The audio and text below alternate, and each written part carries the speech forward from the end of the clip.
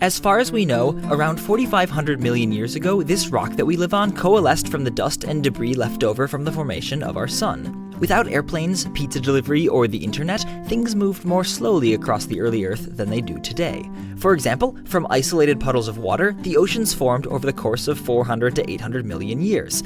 That's how long it would take for your hair to grow around the Earth. Twice.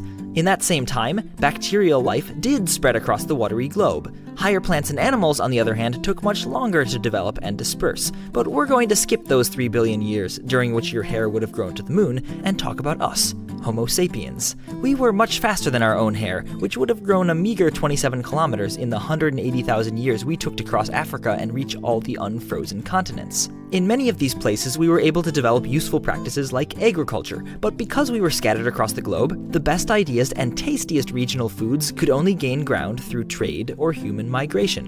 Wheat, for example, was domesticated around 8500 BC to make porridge. Actually, some speculate it might have been for beer, but either way, wheat made it from the Fertile Crescent to both the Atlantic and the Pacific by roughly 2500 BC. 6,000 kilometers in 6,000 years might seem like a blistering pace, but just wait for the Middle Ages. The bubonic plague and the printing press each spread across Europe in less than 100 years, bringing death and literacy to the populace before their hair could have even grown 15 meters. In the 20th century, mania for both the Beatles and the hula hoop raced around the world in a year or two. Now, even a year is a long time. With millions of people jet-setting across the globe every day, diseases such as SARS can vacation almost anywhere within a few short weeks. And the zeros and ones that make up this video take, on average, less than a tenth of a second to get to you. That's about half a nanometer, or 2 atoms of hair growth. In short, the pace of travel on Earth has really sped up.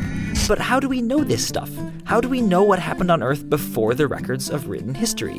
Why do we think the Earth is 4,500,000 years old? And what on earth is going to happen in the next 45 years? Welcome to the story of what we know about the Earth and how we know that we